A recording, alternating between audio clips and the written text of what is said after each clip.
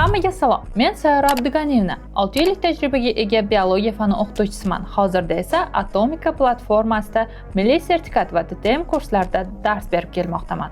Hozir esa sizlar bilan milliy sertifikat imtihonida tushgan va keyingi mavsum imtihonida tushishi mumkin bo'lgan savollarni, aynan yozma ish masalalarining qanday ishlanishini birgalikda ko'rib chiqamiz. Demak, birinchi masalamiz 17-yanvar kuni tushgan, aynan 41-masalaga o'xshash bo'lgan yozma ish masalasi hisoblanadi. Keling ko'rib chiqamiz. Birinchisi, demak, tovuqlarda tojning yong'oqsimon shakli komplementar A va B noallel genlar bilan birgalikda bo'lishiga bog'liq deyilyapti. Demak, bu yerda aynan genlarning komplementar ta'siri bo'yicha aytilgan. Demak, biz yozib olamiz. Bu yerda A va B genlar, ya'ni dominant genlarning bo'lishi bu albatta yong'oqsimon shaklni belgilaydi. Yong'oqsimon. Keyingisi, genotipda faqat A genning bo'lishi esa gulsimon tochni belgilaydi. Demak, agarda dominant A gen, ya'ni uni gomozigotasi va heterozigotasi bo'lsa va ikkinchi gen esa resessiv gomozigota bo'lsa, mana shu holatda demak gulsimon toch yuzaga chiqar ekan. Bu gulsimon tochni yuzaga chiqaradi. Ana endi keyingi bandni o'qiymiz. B genning bo'lishi esa bu no'xatsimon tochni. Demak, no'xatsimon tochni bildiradi, ya'ni bu yerda B gen dominant bo'ladi. A gen esa resessiv holatda bo'ladi. Mana bunday. Uning heterozigotasi ham, gomozigotasi ham demak no'xatsimon tochni belgilaydi. Demak, no'xatsimon. Ana endi ikkalasi ham resessiv genlarga ega bo'ladigan bo'lsa, ular oddiy tochni bildiradi. Ya'ni ikkala genning birgalikda bo'lmasligi deyilyapti. Ya'ni dominant genda bunda resessiv genlar bo'ladi va u demak oddiy tochga ega bo'ladi. Mana komplementar genlarning ta'siri bo'yicha yuzaga chiqadigan fenotipni yozib oldik. Keyingi bandida nima deyapti? Tovuqlarda pat rangining chipor rangda bo'lishi, ya'ni chipor rangda bo'lishi qora rangda bo'lishi ustidan dominantlik qiladi va u jinsiy X xromosomaga birikkan holatda irsiylanadi. Demak, bu holatda genning belgilanishi qanday bo'ladi? Mana bunday. Demak, X da dominant gen bo'ladigan bo'lsa, H bu chipor rangni bildiradi. Ya'ni bu chipor holatda. Agarda X da resessiv gen bo'ladigan bo'lsa, bu qora rangni yuzaga chiqaradi. Qora patli bo'ladi. Ana endi keyingi bandini ko'ramiz. Bu belgilardan tashqari boshqa bir avtosoma xromosomada oyoq uzunligiga ta'sir ko'rsatuvchi genlar ham joylashgan. Demak, oyoqning uzunligi bilan bog'liq bo'lyapti va bu genlarning dominant alleli D, katta D va oyoqlarning kalta bo'lishini belgilab beradi va uning resessiv alleli esa oyoqlarning normal bo'lishini bildiradi. Ya'ni bu yerda demak katta D gen va kichik D gen. Katta D gen bu yerda oyoqlarning kalta bo'lishini bildiradi. Demak, bu yerda oyoqlar kalta bo'ladi. Normal bo'lishi esa resessiv. Normal bo'lishi, demak, resessiv holda. Keyingisi, oyoqlarning kaltaligini ta'minlovchi gen tumshug'ining qisqarishiga ham sababchi bo'ladi, deyapti. Va natijada dominant gomozigotali jo'jalar tuxumini yorib chiqa olmay halok bo'ladi va bu yerda aytayaptiki, agarda mana bu holatda keladigan bo'lsa, ya'ni dominant D gen birgalikda keladigan bo'lsa, bunda aynan tumshuqlari juda qisqa bo'ladi. Juda qisqa. Juda qisqa holatda bo'ladi. Ya'ni bu yerda tumshug'i nazarda tutilyapti. Tumshuq. Va ular juda qisqa holatda bo'ladi. Va ushbu holatda gomozigotali bo'ladi va bu aynan tumshug'i juda ham qisqa bo'lganligi uchun aytayapti, halok bo'ladi, deyapti. Demak, bu yerda pletropiya ham berilgan ekan. Demak, ana endi uning gomozigotasi esa mana bu demak halok bo'lishini aytyapti. Heterozigota holatdachi. Xo'p, tajribada barcha belgilari bo'yicha heterozigota no'xatsimon tojli deyapti.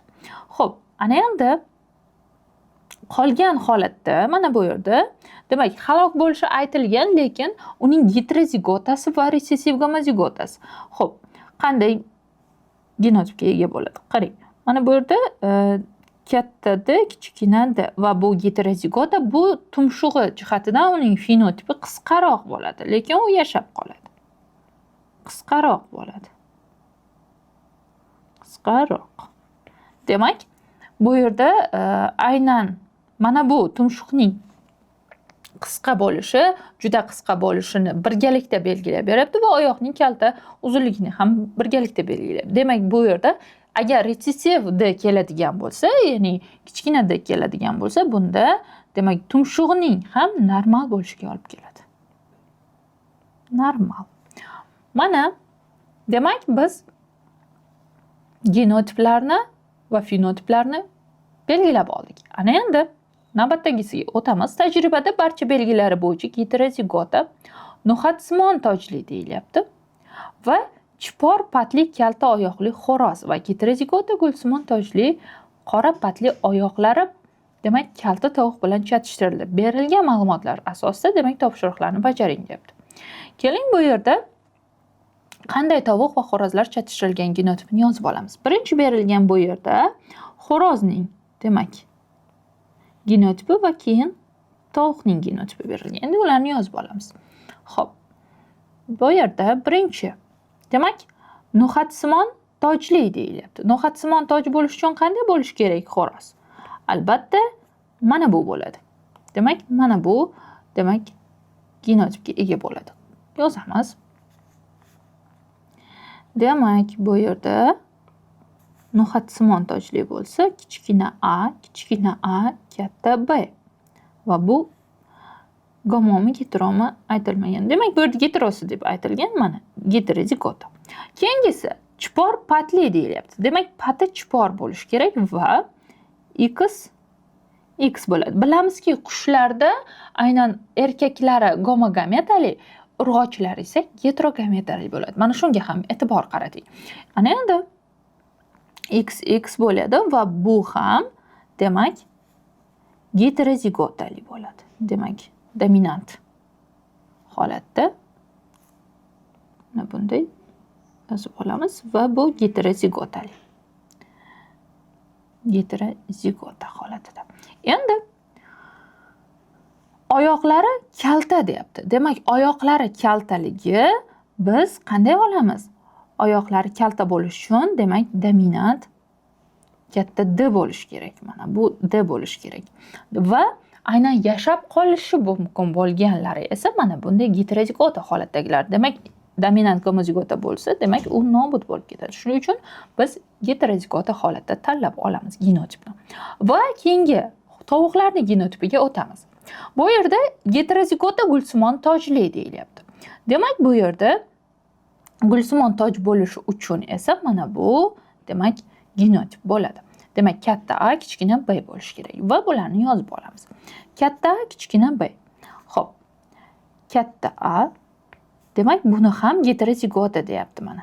Kichkina B holatida.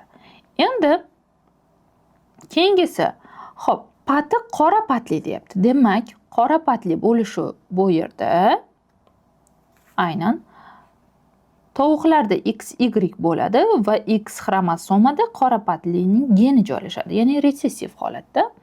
Va oyoqlari bu ham kalta deyapti. Demak, oyoqlari kalta bo'lsa, bu ham demak katta D, kichkina D. Agarda oyoqlari kalta bo'ladigan dominant gomozigota bo'lsa, bular nobud bo'lishi kerak edi, chunki tumshug'ining qisqa bo'lishi bilan aynan birgalikda bitta gen demak javob beradi. Shuning uchun demak bunday jo'jalar yashab qolmaydi.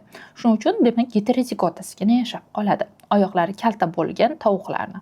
Xo'p, mana biz mana shunday qilib genotiplarni belgilab oldik va ushbu genotiplardan ana endi biz F1 avlodni olishimiz kerak. Va F1 avlodni olganimizdan so'ng demak topshiriqlarni ko'rib chiqamiz. Ana endi genotiplarni ushbu jadval yuqorisiga yozib olamiz. Demak, masalani ishlayotganingizda har doim ota-onani yoniga paret, ya'ni ota-ona belgisi qo'yiladi va bu fenotip va genotip deb yoziladi. Ana endi bu yerda biz tanlab olgan aynan genotiplar yozib olinadi. Birinchi xo'rozlarniki, demak xo'rozlarniki bu yerda no'xatsimon tochli bo'ldi. Mana bunday shaklda geterozigota va rangi esa chipor holatda bo'ldi va u ham geterozigota holatda. Va ana endi demak oyoqlarning esa mana bunday kalta bo'lishi belgilandi. Va biz ularni aynan tovuqlar bilan chatishtirganimizda mana bunday shakldagi demak genotip bo'ladi. A kichkina B. Ana endi rangi esa qora tovuqlar bo'ladi. Kichkina H va Y bo'ladi va ularning ham oyoqlari kalta holatda bo'ladi. Mana shu tarzda demak jadvalning yuqori qismiga birinchi bo'lib biz har doim ota-ona genotiplarini yozib olamiz. Ana endi biz aynan mana shu ota-onadan, ya'ni xo'roz va tovuqlardan qanday jo'jalar olinadi, ya'ni F1 avlodni ko'rib chiqamiz. Demak, F1 avlodni olish uchun biz albatta nechtadan gameta olishimizni bilib olishimiz kerak bo'ladi. Bu yerda gameta olish qanday amalga oshiriladi? Ya'ni gameta olishda har doim geterozigotalar demak belgilab chiqiladi. Bu yerda 1, 2 va 4, ya'ni karalya ortib ketadi. Bu yerda ham 1, 2, 4 va ana endi gametalarni olamiz. Ana endi gametalarni yozib chiqamiz.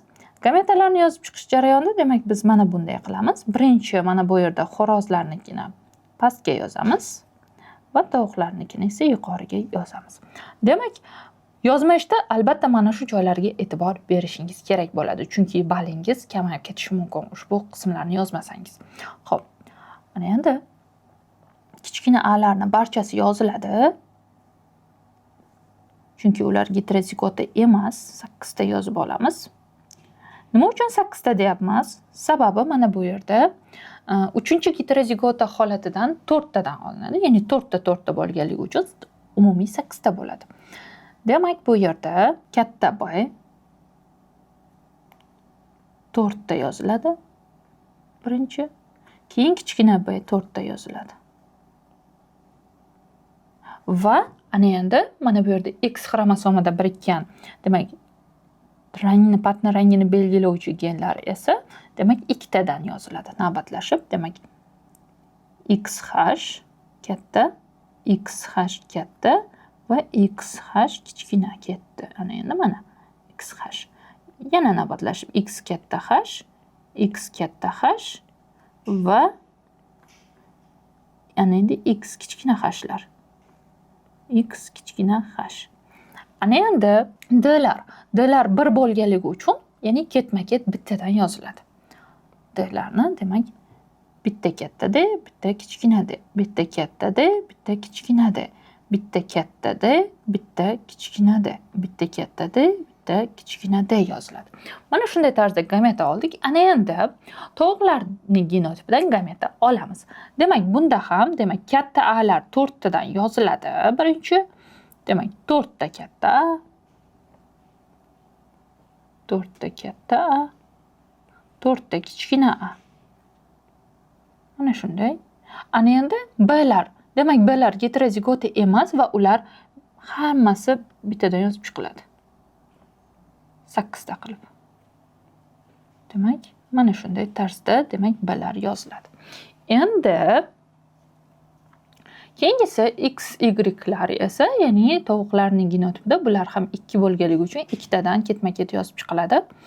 Demak, XH, kichkina H, XH va Y. 2 ta Y va yana XH, 2 ta ana endi Y yana.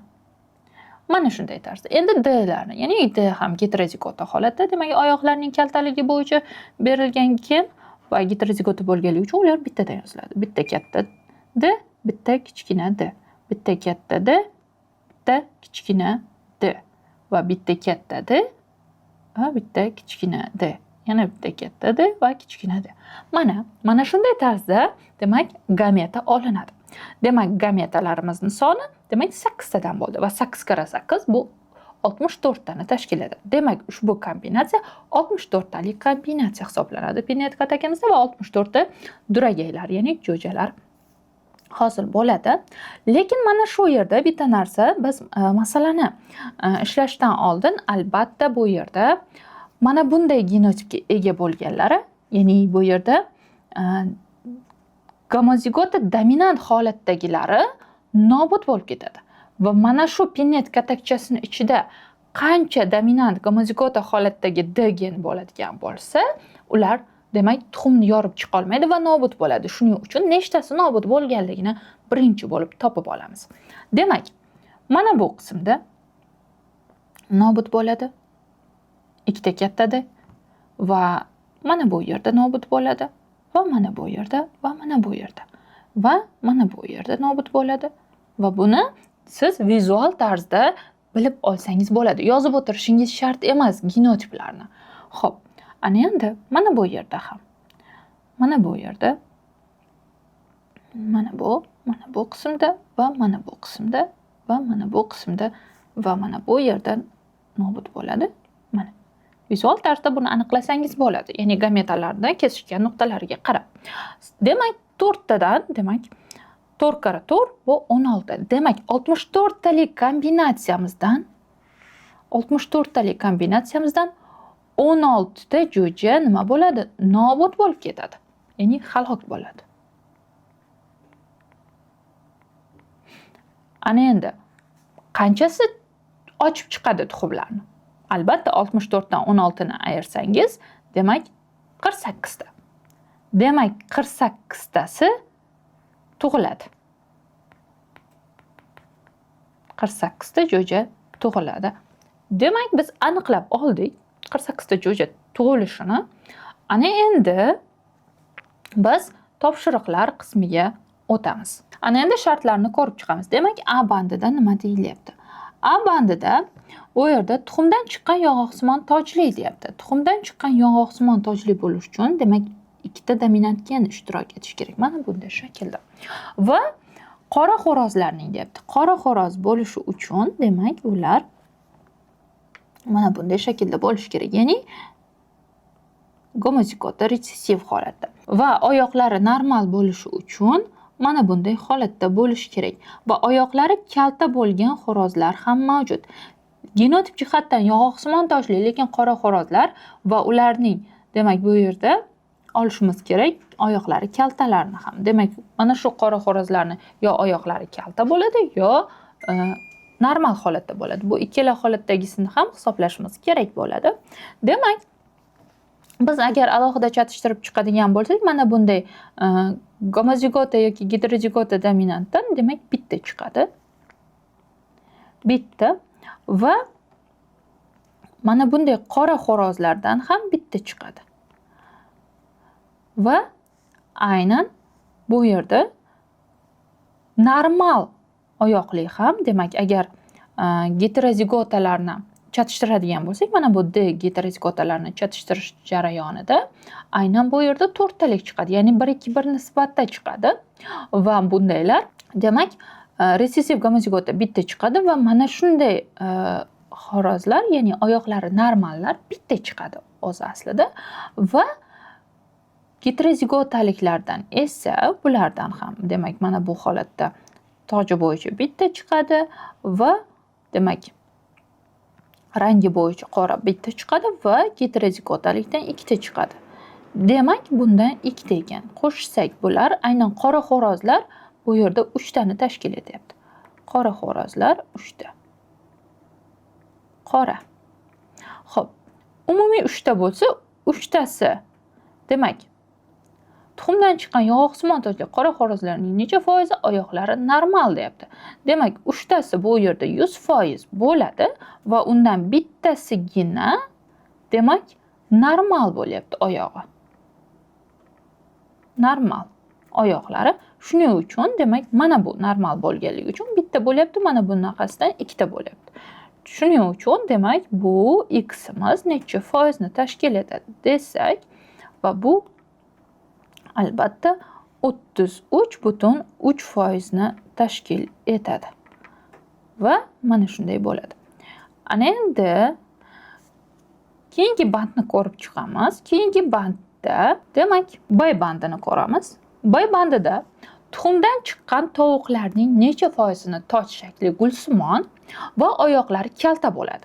Demak, bu yerda necha foizini toj shakli gulsimon deyapti. Katta A bo'lishi kerak, dominant va kichkina B bo'lishi kerak. Va mana shunday holatdagi demak, oyoqlari kalta bo'ladi deyapti.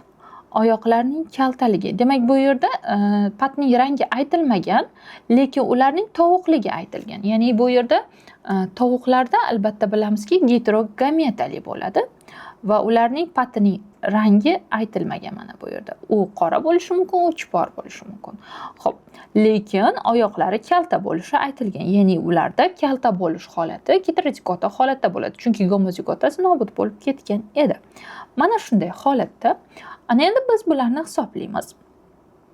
Xo'p, bu yerda ushbu holatda demak bitta chiqadi. Mana bu demak tuxumdan chiqqan gulsimon tojlilar bitta bo'ladi va tovuqlar esa aynan qora patlisi bilan chipor patlisi ikkita bo'ladi. Chunki x bilan xy ni chatishtirganingizda demak ikkita xo'roz, ikkita tovuq chiqadi. Mana shunday holatda biz 2 deb olsak bo'ladi. Endi heterozigotalar chatishtirilganda esa mana bunday heterozigota organizm ikkita chiqadi. Ya'ni 1-2-1 nisbatda bo'lganligi uchun 2 deb olsangiz bo'ladi va bir-biriga ko'paytirsangiz demak 4 ta bo'ladi. Ana endi mana shu genotipga ega bo'lganlari 4 ta chiqdi. Lekin bizdan nimani so'rayapti? Bu yerda tuxumdan chiqqan tovuqlarning necha foizini ushbu genotipga ega bo'lganlar tashkil etadi. Mana shuni topishimiz kerak. Ya'ni toj shakli gulsimon, oyoqlari kalta bo'lganlari nechtasini tashkil etadi deyapti. Demak, bu yerda tovuqlarni aytsak, bizda umumiy holatda tuxumdan chiqqanlari 48 ta edi. Mana shu 48 tani teng yarmi albatta demak tovuqlar, teng yarmi esa xo'rozlar bo'ladi. Shuning uchun demak biz yarmini olsak, bu 24 tani tashkil etadi va 24 tasi 100% bo'lsa, 100% va 4 tasi x% bo'ladi. Mana shunda demak javobimiz 16,66% ni tashkil etadi. Xo'p, ana endi keyingi qismi esa D bandida nima berilyapti? D bandida bu yerda tuxumdan chiqqan jo'jalarning necha foizini toj shakli yong'oqsimon, pat rangi esa chipor bo'ladi deyapti. Demak, bu yerda nima qilamiz?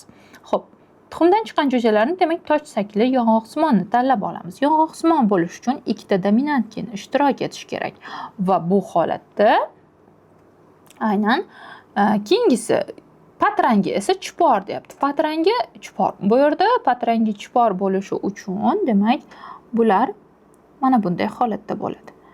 Demak katta H bo'lishi kerak chipor bo'lishi uchun va ular heterogametali bo'lishi mumkin yoki agar bu aynan xo'rozlar bo'ladigan bo'lsa, ular heterozigotali bo'ladi. Xo'p, bu yerda ana endi oyoqlarning kalta yoki normal ekanligi bu yerda aytilmagan. Shuning uchun biz ularni hisoblamasak ham bo'ladi. Keling ko'rib chiqamiz. Lekin bu ikkita holatda bo'ladi. Mana bunday holatda, ya'ni bu heterozigota holatda bu oyoqlari kalta bo'ladi, lekin mana bu normal holatda bo'ladi. Keling hisoblab chiqamiz bu yerda. Xo'p. Aynan bu yerda mana bu bitta bo'lsa, mana bu yong'oqsimondan bitta chiqadi deb hisoblasak, chunki aynan heterozigota holatidan demak chatishtiradigan bo'lsak, mana shunday heterozigotadan bitta chiqadi. Ya'ni bu yerda no'xatsimon bilan gulsimonni chatishtirganda faqatgina bittagina yong'oqsimon chiqadi 4 ta turagani ichida. Xo'p, ana endi bu yerda endi chipor deyapti. Chipor rangli jo'jalar bo'lishi uchun bular demak x bilan xy ni chatishtiradigan bo'lsak, bu yerda chipor ranglilar albatta ikkita chiqadi. Ikkita chiqadi va bu yerda oyoqlari kaltadan ham ikkita chiqadi. Ya'ni bu yerda 4 ta bo'lyapti. Demak, 4 ta. Va mana bunday holatda esa demak bundan bitta chiqadi. Biz umumiy holatda mana buni 2 emas, 3 qilib olsak ham bo'ladi. Chunki qo'shib chiqsak ham bo'ladi, lekin alohida qilsak ham bo'ladi. Mana 1 ni 2 ga ko'paytiramiz va mana bu 1 bo'ladi. Va bu 2 bo'ladi va bu ikkalasini qo'shadigan bo'lsak, demak 6 ni tashkil etadi. Xo'p, 6 ta bo'lyapti. Bu yerda bizdan nimani so'rayapti? Tuxumdan chiqqan jo'jalarning, e'tibor bering, bu yerda tuxumdan chiqqan jo'jalar nechta edi? 48 ta edi. Ya'ni 64 tadan 16 tasi nobud bo'lib ketdi. Aynan o'shandan 48 tasi qoldi. Demak, 48 tasi 100%, bu yerda 100% ni tashkil etadi. 100%, 6 tasi esa x foiz bo'ladi. Va bunda javobimiz demak necha bo'ladi? Proporsiyani bajaradigan bo'lsak 12,5%, ya'ni 12,5% ni tashkil etadi. Demak, bu yerda A bandimiz uchun javob 33,3%. Xo'p, B bandimiz uchun javob bu 16,66% ni tashkil etyapti va D bandimiz uchun esa javobimiz 12,5% ni tashkil etyapti. Demak, navbatdagi masalamiz bu aynan ekson intron bo'yicha, ya'ni DNK masalalari orasida murakkab masalalardan biri hisoblanadi va bu keyingi mavsumda tushishi mumkin bo'lgan savollardan biridir. Endi ko'rib chiqamiz ushbu masalani. Demak, DNK zanjirida ekson informatsion RNK sintezida ishtirok etuvchi qism deyilyapti va intron qismlarining miqdori keltirilgan. Demak, bu yerda birinchi ekson 23%, birinchi intron 18%, ikkinchi ekson 21%, ikkinchi intron 25% va uchinchi ekson esa 13% ni tashkil etadi. Demak, bu yerda biz yozib olishimiz kerak bo'ladi. Demak, ekson 1. Keyingisi intron 1 va keyingisi ekson 2, intron 2 va keyingisi esa ekson 3. Ekson 3 berilyapti. Ana endi biz bu foizlarni demak ulush hisobida yozib olsak bo'ladi har birini. Keling, har birini yozib chiqamiz. Bu yerda 0,23 ni tashkil etyapti. Demak, 0,23. Keyingisi 0,18. Keyingisi ekson 2 esa bu 0,21%. Ya'ni 21 ni tashkil etyapti. Endi ekson 3 ni 0,13 deb yozib olsak, intron 2 esa bu 0,25 ni tashkil etadi. Mana shunday tarzda yozib oldik. Ana endi bizga nima deyapti? Birinchi eksondagi vodorod bog'larining 2 dan 1 qismi adenin va timinlar o'rtasida deyapti. Keling, mana shu DNK ning ishlanish jarayonida ushbu masalani demak oxiridan kelamiz. Chunki bu yerda qarang, DNK dan sintezlangan oqsil tarkibidagi peptid bog'lar soni 7598 ni tashkil etyapti. Demak, bu yerda DNK dan sintezlangan oqsil tarkibida 7598 ta bo'lib aynan peptid bog' mavjud va informatsion RNK da UGA tripleti bilan tugagan. Ya'ni bu yerda stop kodon bilan tugayapti. Va stop kodon hisobiga yana bitta peptid bog' qo'shiladi va bu aynan birinchi qiladigan ishimiz bo'ladi bu. Demak, bu qarang, 7598. 7598 ga demak UGA tripletidagi bitta demak peptid bog'ni qo'shadigan bo'lsak, jami peptid bog'lar soni demak bu 7599 ni tashkil etadi. Va bu peptid bog' umumiy. Yozib qo'yamiz, peptid bog'. Va bu yerda endi ikkinchisini. Aynan ikkinchi holatda nima deyapti? Bu yerda biz aminokislotalar sonini topib olishimiz uchun aynan bu nechta aminokislotadan tashkil topganligini bilishimiz uchun aynan bilamizki, aminokislotalar sonidan peptid bog'lar soni bitta ekan bo'ladi. Shuning uchun ham demak peptid bog'lar soniga 7599 ga birni qo'shadigan bo'lsak, demak bu aminokislotalarning soni kelib chiqadi. Ya'ni bu 7600 ta bo'ladi va bu aminokislotalar hisoblanadi. Akr. Ana endi ushbu aminokislotalar demak informatsion RNKdagi aminokislotalar hisoblanadi. Biz ana endi mana shu aminokislotalar sonidan biz aynan nukleotidlarni topib olishimiz kerak. Nukleotidlarning, ya'ni ushbu oqsil sintezlangan, ushbu 7600 ta aminokislota bu informatsion RNKdan sintezlangan aynan aminokislotalar hisoblanadi, ya'ni oqsil tarkibidagi va bu aminokislotalar hisobidan biz informatsion RNKdagi nukleotidlar sonini topib olishimiz mumkin, lekin biz to'g'ridan to'g'ri DNK zanjiridagi umumiy nukleotidlar sonini topib olsak bo'ladi. Ya'ni bu yerda agarda 7600 ni biz 3 ga ko'paytiradigan bo'lsak, bu informatsion RNKdagi nukleotidlar kelib chiqadi. Agarda biz uni 2 ga, ya'ni 2 hissa orttiradigan bo'lsak, ya'ni 6 ga ko'paytiradigan bo'lsak, DNK zanjiridagi nukleotidlar kelib chiqadi. Keling ko'rib chiqamiz. Bu 3-holatda, demak 7600 ni ko'paytiramiz 6 ga va bu yerda umumiy nukleotidlar kelib chiqadi. Exondagi faqat. E'tibor bering, chunki exondangina demak informatsion RNK sintezida ishtirok etuvchi qismi hisoblanadi. Exon. Shu uchun demak bu yerda 7600 ni 6 ga ko'paytirsak, javobimiz bu yerda 45600 chiqadi. Va 45600 bu exondagi nukleotidlar bo'ladi. Ya'ni exondagi nukleotidlar. Endi va biz topib olishimiz mumkin exonning foizlarini topib chiqamiz ana endi. Exonning foizlariga e'tibor qarating. Bu yerda 23 qo'shamiz 21 va qo'shamiz 13 va javob 57 bo'ladi. 57% exondagi demak qismlar aynan DNKning 57% ni tashkil etyapti va biz topib olishimiz mumkin umumiy nukleotidlar soni demak bu yerda 45600 ta bo'ladigan bo'lsa, bu exondagi umumiy nukleotidlar hisoblanadi. Ya'ni bu proporsiyadan qarang. Umumiy DNKdagi intron va exondagi barcha nukleotidlarni sonini topsak bo'ladi. Ya'ni proporsiya orqali. Keling buni ko'ramiz.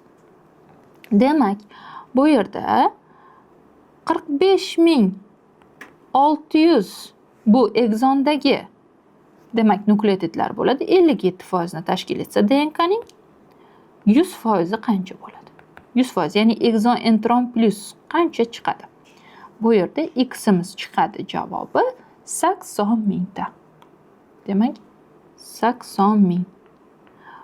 Ya'ni bu exon va plus intronning yig'indisidagi nukleotidlar hisoblanadi. Ya'ni nukleotidlar. Nukleotid. Mana shunday tarzda hisoblab oldik. Ana endi 80.000 ta aynan nukleotid bor ekanligini bilib oldik. Biz ana endi har bir qismda, ya'ni exon 1, intron 1, exon 2, aynan intron 2 va exon 3 dagi demak nukleotidlarni foizlarga nisbatan topib olsak bo'ladi ana endi. Demak, bu yerda ko'paytirib chiqamiz. Mana shu holatda, mana shu yerdan yozib chiqsak bo'ladi. Xo'p, birinchi bu yerda exon 1nikini topib olamiz. Exon 1. Xo'p, exon 1 ni topib olish uchun biz 80.000 ga ko'paytiramiz 0.23 ni. Va bu 18.400 ni tashkil etadi. Va bu 18.400 nukleotid exon 1 ga tegishli. Ya'ni yuqori qismiga yozib qo'ysak bo'ladi buni. Demak, 18.400 ni tashkil etyapti. Xo'p, endi keyingisi exon mas intron 1 ko'rib chiqamiz. Intron 1. Mana bu yerda yozib qo'yamiz. Intron 1. intron 1nikini ko'rib chiqamiz. Intron 1da demak bu yerda 80.000 ni ko'paytiramiz 0,18 ga. Demak 0,18 ga ko'paytiradigan bo'lsak bu yerda 14.400 chiqadi. Demak 14.400 bu intron 1dagi nukleotidlar hisoblanadi. Keyingisi ekzon 2. Ekzon 2ni ko'ramiz. Ekzon 2da nechi bo'ladi? Demak bunda 80.000 ni ko'paytiramiz 0,21 ga. Va bunda javob demak 16.800 ta chiqadi. Ya'ni buni proporsiya qilsangiz ham bo'ladi. Ya'ni 80.000 ni 121% ni topib olsangiz, demak 16.800 bo'ladi.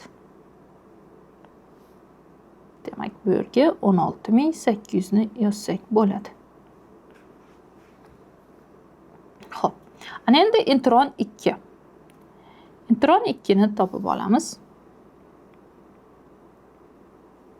Intron 2 da demak bu yerda 80.000 ni ko'paytiramiz 0,25 ga. Endi buni 4 ga bo'lib yuborsangiz ham bo'ladi 25% ni topish uchun. Demak bu qiyin emas, 20.000.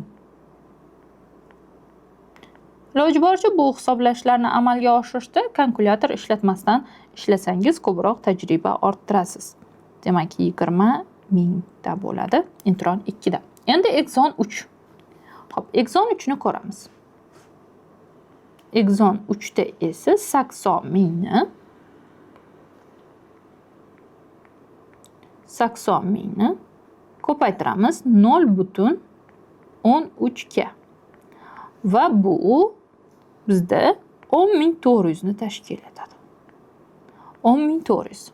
Ya'ni mana 10.400. Mana shunday tarzda har bir DNKning ekzon va intron qismlaridagi umumiy nukleotidlar sonini topib oldik. Bizga ana endi ekzon va intronlardagi umumiy nukleotidlar soni aniq. Endi biz har birdagi nukleotidlarning sonini topib chiqishimiz kerak. Adenin, guanin, timin va sitozillarni. Va o'qiymiz. Bu yerda birinchi ekzondagi vodorod bog'larining 2/1 qismi adenin va timin o'rtasida joylashgan deyapti. Demak, birinchi ekzon haqida gap ketyapti bu yerda. Demak, biz birinchi ekzondagi nukleotidlarni topib olamiz har birini. Demak, ekzon 1dagi nukleotidlarni har birini topib olishimiz kerak. Demak, ekzon 1 yozamiz. Ya'ni masala sharti 2/1 qismi adenin va timin o'rtasidagi vodorod bog'lari o'rtasida joylashgan umumiy vodorod bog'larini. Demak, bunda 2x plus 3y taqsim 2. Demak, 2x bo'ladi va 2 ga ko'paytirilgan holatda bo'ladi. Va bu yerda biz bundan demak topib olishimiz kerak x ni ushbu tenglamadan. Demak, 4x bo'lyapti va tenglik 2x plus 3y. Va ushbu tenglamadan demak 2x ni bu yoqqa minus qilib o'tkazadigan bo'lsak 2x qoladi va 2x imiz 3y ga teng bo'lib qoladi. Ana endi biz umumiy nukleotidlarni aynan vodorod bog'lari sonini demak topib olishimiz uchun bizda umumiy nukleotidlar soni berilgan edi. Umumiy nukleotidlar soni demak ekzon 1da nechiga teng? Biz ekzondagi umumiy nukleotidlar sonini aniqlab olgan edik. Bu 18.400 ni tashkil etgan edi. Ana endi mana shu 18.400 ni demak biz tenglama qilib olamiz. 2x plus 2y. Ya'ni bu yerda adenin, timin va guanin va sitozillar yig'indisi 18.400 ni tashkil etadi. Va ushbu tenglamaga demak biz aynan y ni qo'yib oladigan bo'lsak, demak x ni o'rniga 3y qo'yadigan bo'lsak, ya'ni 2x imiz bu yerda 3y ga teng. Demak 3y plus bu yerda 2y bo'ladi. Chunki mana bu tenglik, mana bu 2x imizni o'rniga mana bu demak 3y ni qo'yib oldik. Demak 3y ni qo'yganimizda bu yerda demak tenglamani bajarsak bo'ladi. Ya'ni bu yerda 5y bo'ladi va 5y'imiz 18400 ga teng bo'lsa va y'imiz qanchaga teng bo'ladi? 18400 ni 5 ga bo'lib yuborsak, demak bu 3680 ga teng bo'ladi y'imiz. Va ana endi x ni topadigan bo'lsak, bu yerdan aynan y 3680 bo'ladigan bo'lsa, demak x ni topib olamiz bu yerdan va x'imizni demak 5520 chiqqanini bilishimiz mumkin. 5520 ni tashkil etadi. Demak, x va y'lar topildi va bu yerda y'imiz demak aynan guanin va sitozin qilib olamiz. Guanin va sitozin bu va mana bu yerda esa demak x'imiz esa adenin va timin.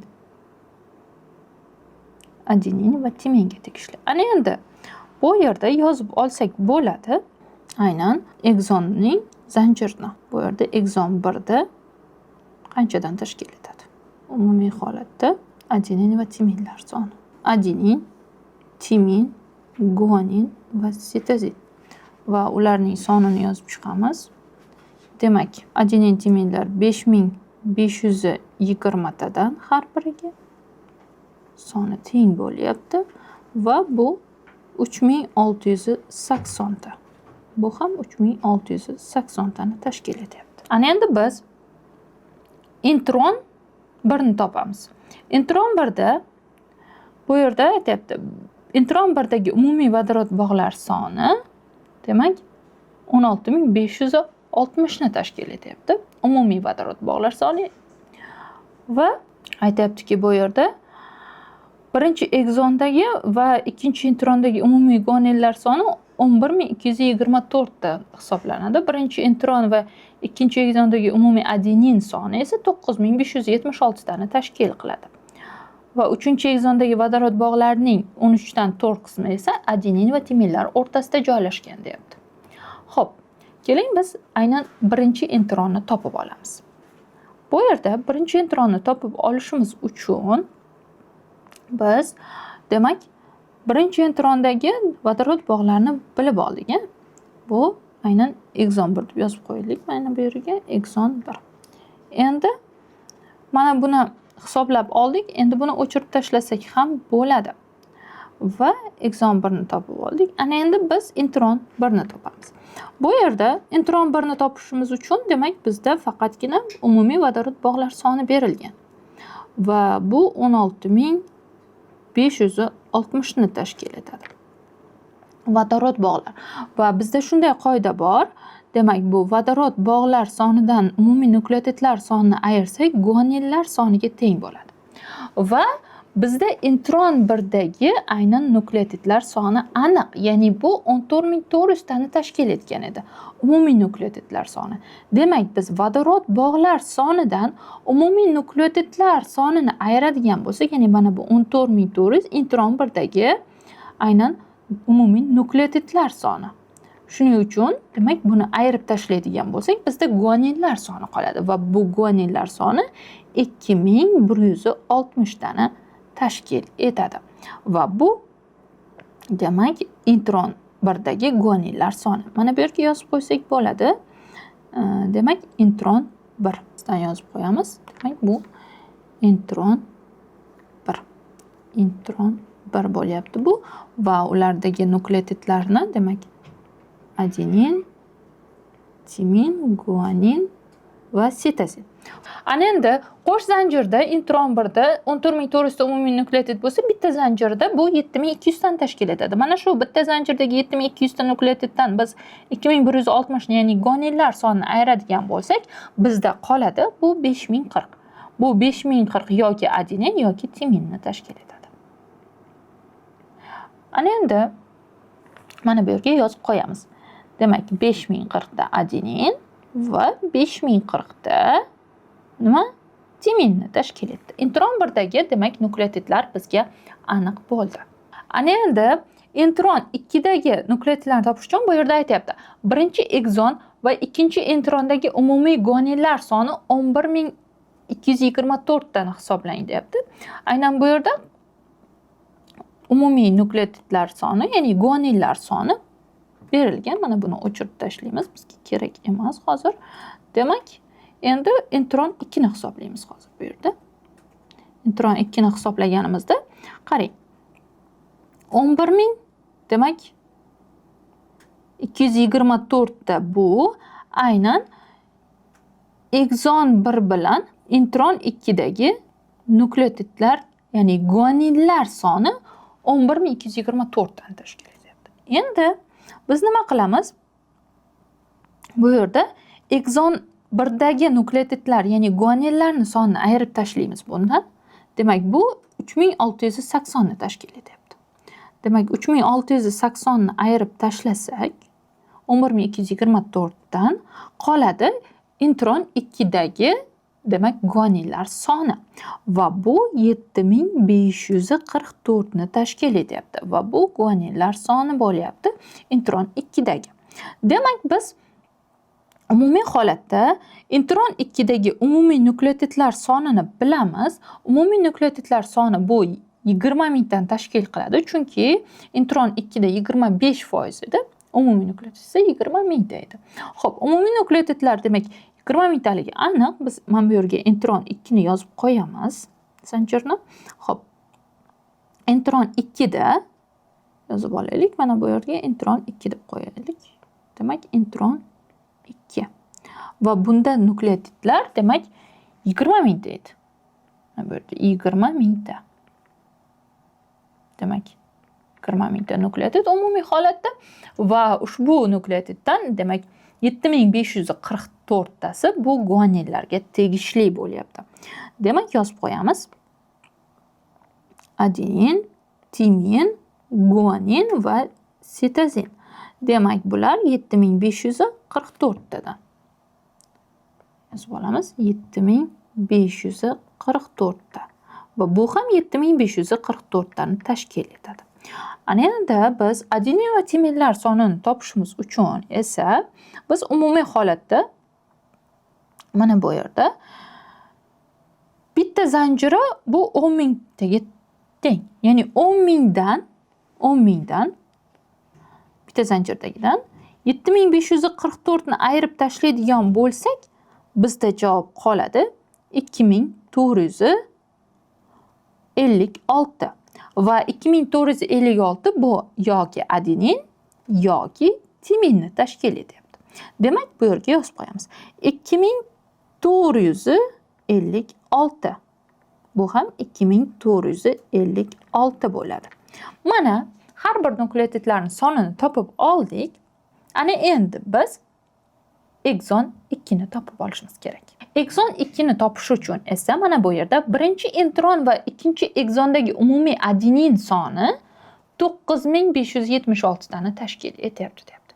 Mana shu sondan kelib chiqib biz ekzon 2 dagi nukleotidlarni topib olamiz. Demak, 9576 dan demak biz topib olishimiz kerak ekzon 2 ni nukleotidlarni. Xo'p, mana bu yerda ekzon 2 yozib olamiz. Demak, ekzon 2 ning nukleotidlarini mana bu qismda yozsak bo'ladi. Demak, bu ekzon 2. Xo'p, ana endi ekzon 2 ni topib olishimiz uchun bizda umumiy adeninlar soni berilgan. Ya'ni birinchi intron bilan aynan ekzon 2 dagi adeninlar yig'indisi. Xo'p, biz umumiy holatda 9576 ni bildik. Ya'ni bu ekzon 2 plus intron 1 dagi adeninlar yig'indisi bu. Va ana endi mana shundan biz intron 1 dagi adeninlarning sonini ayirib tashlaydigan bo'lsak, bizga ekzon 2 dagi adeninlar soni qoladi. Demak, bu 5040 ni ayiramiz mana. Intron 1 da adenin 5040 ta. 5040 ni ayirib tashlaydigan bo'lsak, bizda qoladi 4536 ta adenin. Va mana shu 4536 ta adenin demak bu ekzon 2 ga tegishli. Demak, mana bu yerda 4536 ni yozib qo'yamiz. 4536 536. Ana endi adenin shuncha bo'lgandan keyin timin ham demak komplementar bo'lganligi uchun demak mana shunchaga teng bo'ladi miqdori. Xo'p, ana endi biz bu yerda guaninlar va sitozinlar sonini topib olishimiz kerak. Bilamizki, aynan ekson 2 dagi umumiy nukleotidlar soni bu 16800 ni tashkil etadi. 16800 ni. Endi 16800 ni demak bitta zanjirini hisobidan aynan adeninlar sonini ayirib tashlaydigan bo'lsak, bizda guanin yoki sitozinning soni kelib chiqadi. Demak, 16800 ning yarmi bu 8400 hisoblanadi va 8400 dan biz 4536 ni ayiradigan bo'lsak, bizda guanin yoki sitozinlar soni kelib chiqadi va bu 3864 ni tashkil etadi va bu guanin yoki sitozinlar soni hisoblanadi. Demak, yozib qo'yamiz. Demak, bu 3864 va bu ham 3864. Mana biz ekson 2 ni ham topib oldik. Ana endi ekson 3 ni topib olishimiz uchun bu yerda 3-ekzonda deyapti. Vodorod bog'larining 13 dan 4 qismi adenin va timin o'rtasida joylashgan deyapti. Va mana shu argumentdan biz ekson 3 dagi nukleotidlar sonini topib olamiz. Demak, ekson 3 da aytyapti, 13 dan 4 qismi bu adenin timin o'rtasidagi vodorod bog' va mana shuni kelib chiqib topamiz biz. Demak, bunda umumiy nukleotidlar soni qancha edi? 2x plus 2y teng 10400 ga edi. Va bu tenglama. Xo'p, ana endi biz vodorod bog'lariga nisbatan topib olamiz. Vodorod bog'larda qanaqa edi? Vodorod bog'larda mana bunda 2x plus 3y demak taqsim bo'ladi 2x va 13 dan 4 qismi deyapti. Mana bunday tarzda bo'ladi va ana endi biz ushbu tenglamani bajaramiz. Va bu tenglamani bajaradigan bo'lsak, demak 26x teng bo'ladi. Demak 4 ga x ko'paytirsak 8x va plus 12y bo'ladi. Ana endi x larni demak qisqartiramiz bu yerda.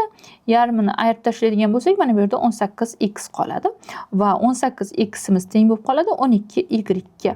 Demak, 18x va 12y ni 6 ga qisqartirib yuboradigan bo'lsak, demak 3x teng 2y ga bo'lib qoladi.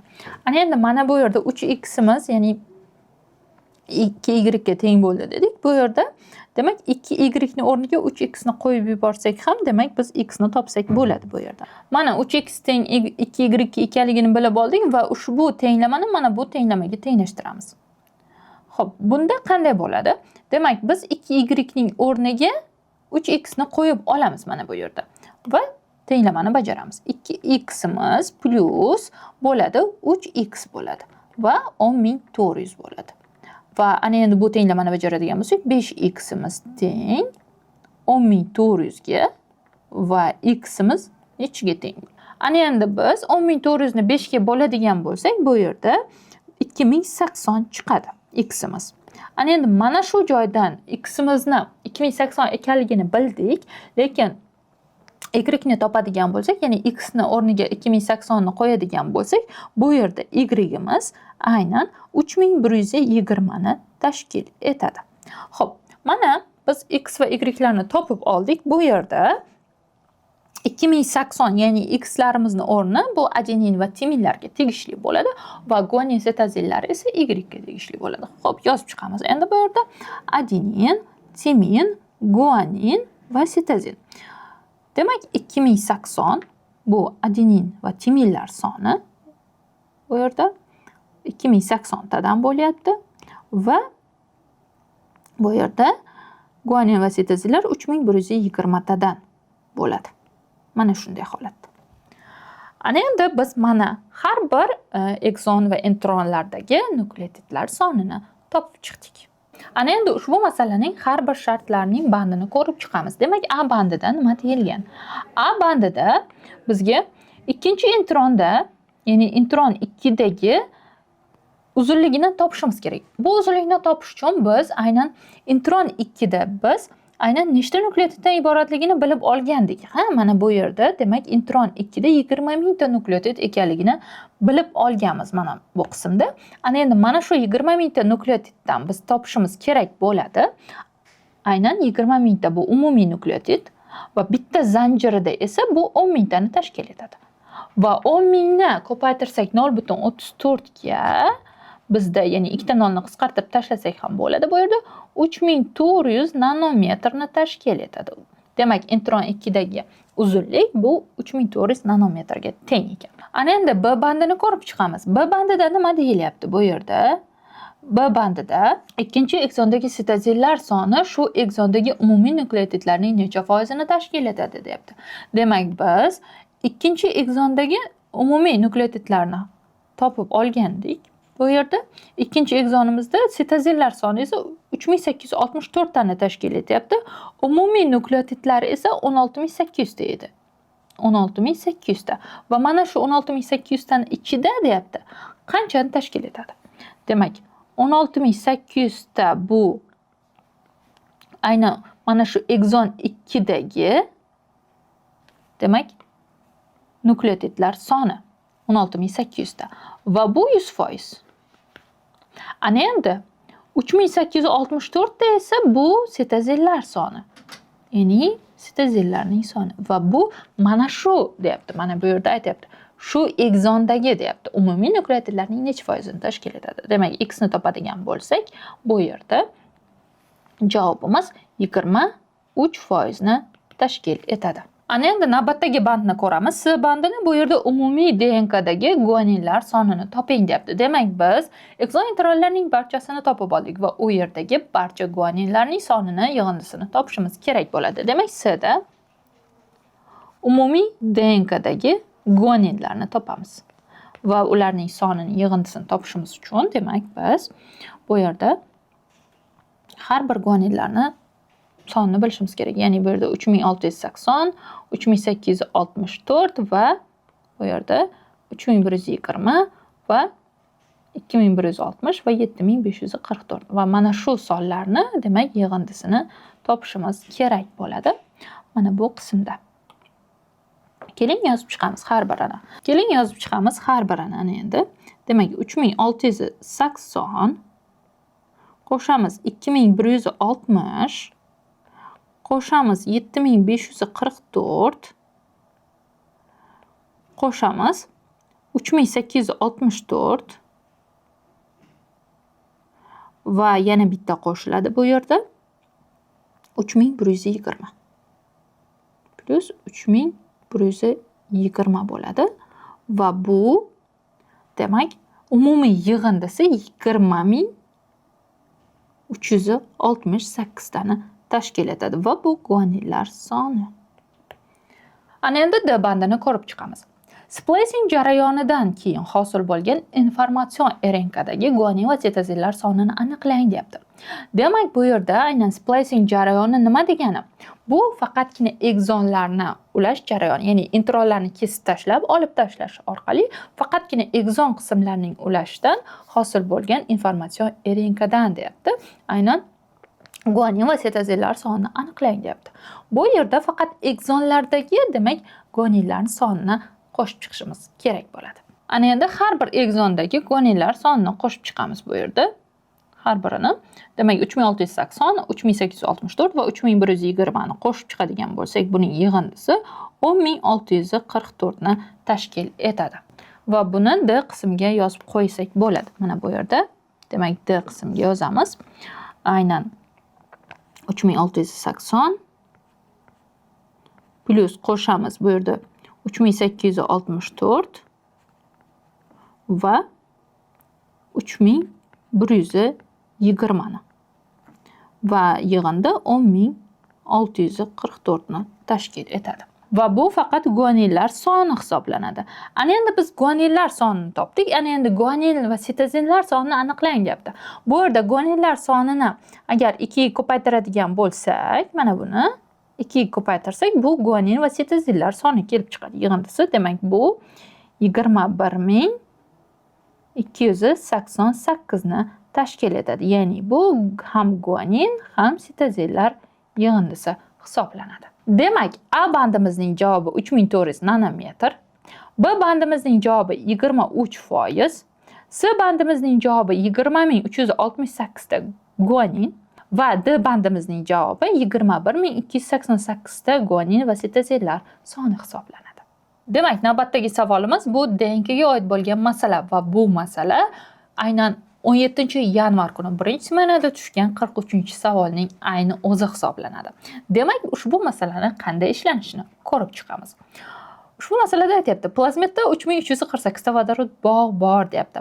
Demak, vodorod bog'lar soni ma'lum.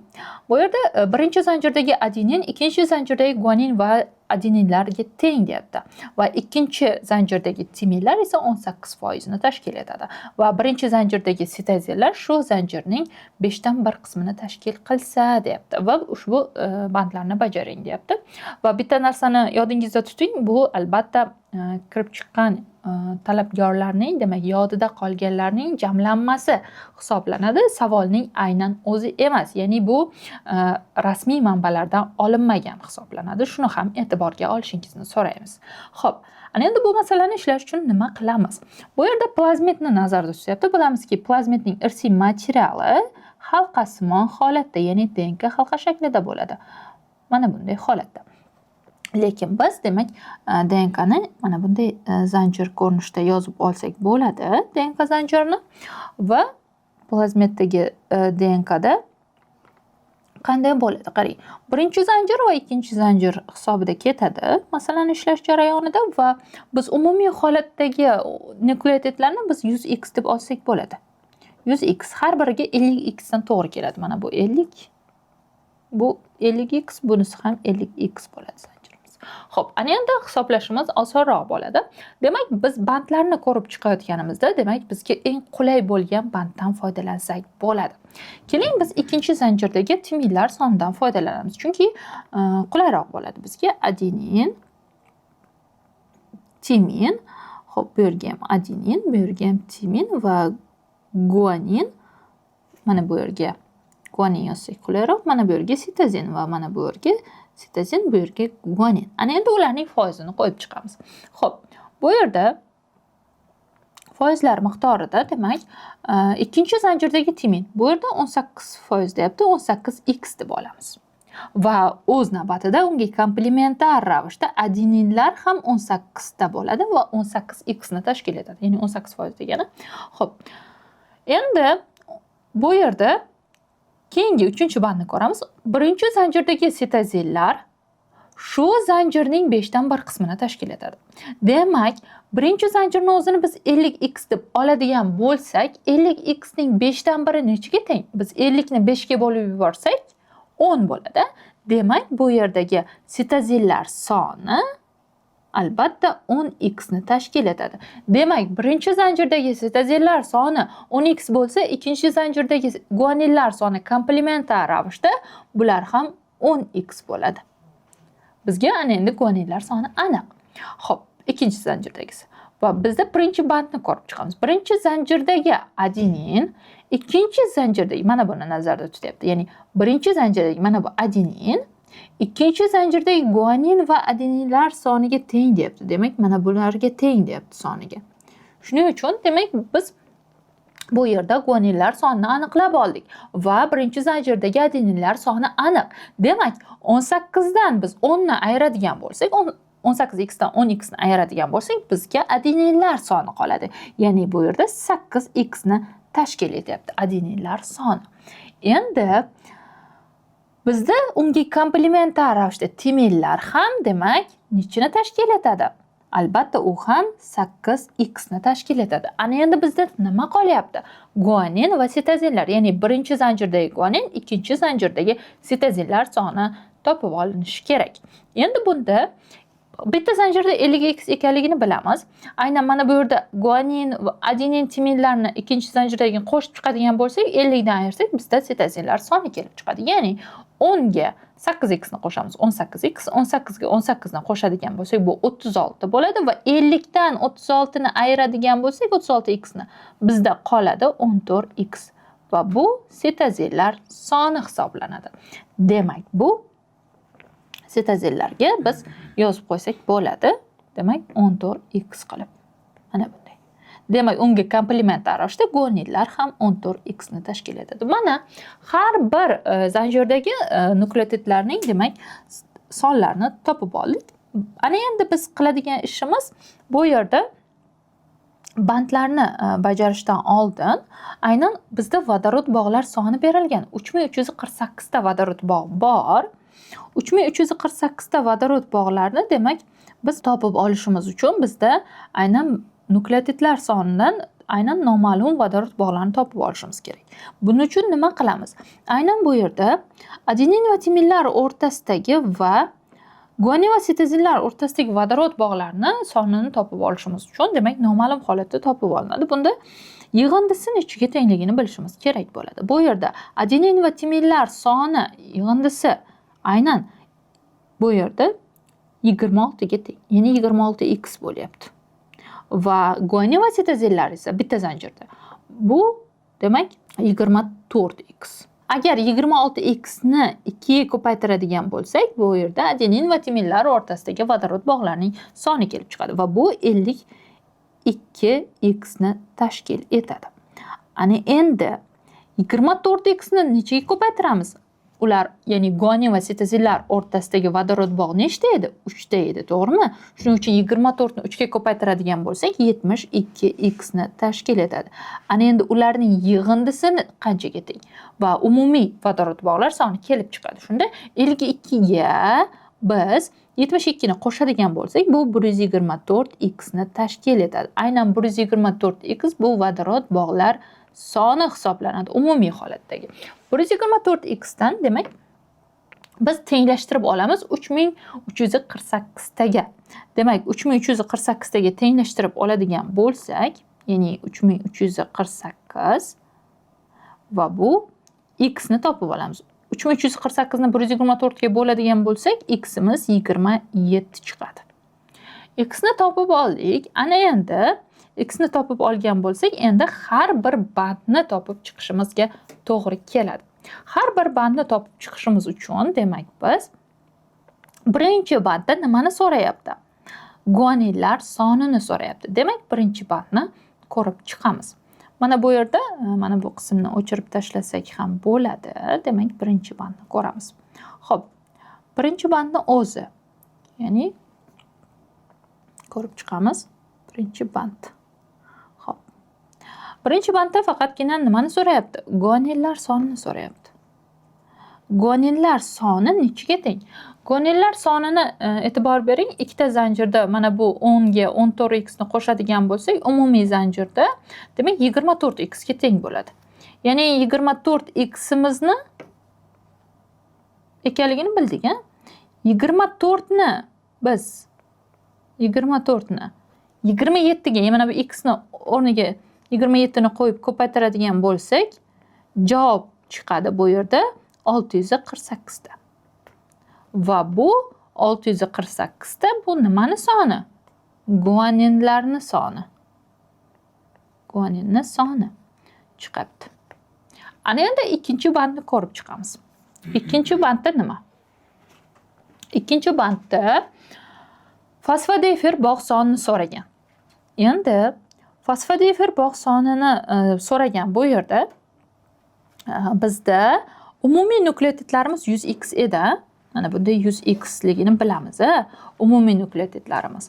Va bu 100x ni bilgan holatda demak x ni o'rniga, mana bu yerda 100x ni bu yoqda yozib qo'yamiz. X ni o'rniga 27 ni qo'yamiz mana shu yerning o'zida. Va 2700 ta nima chiqadi? Nukleotid chiqadi. Ya'ni umumiy nukleotidlar demak nechiga teng? Nukleotidlar bu yerda 2700 tani tashkil etyapti. Endi umumiy nukleotidlar 2700 ta bo'lsa, bizda bitta zanjirda qancha bo'ladi? 2700 ni 2 ga bo'ladigan bo'lsak, bu nechiga teng bo'ladi? Albatta 1350 ga teng bo'ladi. Ya'ni bitta zanjirda 1350 ta nukleotid, bu zanjirda ham 1350 ta nukleotidni tashkil etadi. Ana shunday. Endi bu yerda nimani so'rayapti? Fosfodiefer bog'larni so'rayapti. Bizga ma'lumki, fosfodiefer bog'lar aynan nukleotidlar sonidan bittaga kam bo'ladi har doim. Lekin bu yerda plazmidimiz aylana ko'rinishda bo'lganligi uchun, ya'ni bu yerda fosfodiefer bog'lari,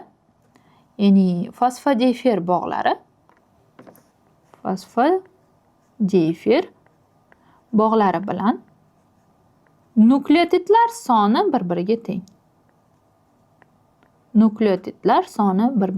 Aslida bittaga kam bo'lishi kerak edi nukleotid. Shuning uchun bu teng bo'lganligi uchun, demak, fosfodiefer bog'lari ham 2700 tani tashkil etadi. Demak, buning miqdori ham 2700 ta ekan. Endi navbatdagi bandga o'tamiz. 3-band. 3-bandda nima deyilgan? 3-band bo'yicha, demak, adenin va timinlar orasidagi vodorod bog'lar sonini aniqlang deyapti. Demak, bizda adenin va timinlar yig'indisi nechaga teng? Aynan bu yerda vodorod bog'lar soni mana bu yerda 26x ni 2 ga ko'paytirdikmi? Bu 52x. 52x dan, demak, 52x ligi ma'lum bizga. Mana shu adenin va timinlar orasidagi, demak, vodorod bog', bunday yozib qo'ysak bo'ladi. Endi 52 ni biz 27 ga ko'paytiradigan bo'lsak, bizda javob kelib chiqadi. Ya'ni bu yerda 52 ni 27 ga ko'paytiramiz va vodorod bog'lar soni 1404 tani tashkil etadi. Demak, bizda birinchi bandda nimani so'ragan edi? Guanillar soni. Bu 648 tani tashkil etdi. Xo'p, ikkinchi bandda esa bizda fosfodiefer bog'larini so'ragan edi. Bu 2700 tani tashkil etdi. Va 3-bandda esa 1404 ta bu vodorod bog'lar sonini so'ragan edi va bu adenin va timinlar orasidagi edi. Va demak, javobimiz 1404 ta vodorod bog' bo'ladi. Bahorda bo'lib o'tadigan biologiya milliy sertifikat imtihoni uchun intensiv kurslarimizga qabul ochiq. Kurs haqida batafsil ma'lumotga ega bo'lmoqchi bo'lsangiz, pastda havola qoldiramiz. O'tib tanishib chiqishingiz mumkin.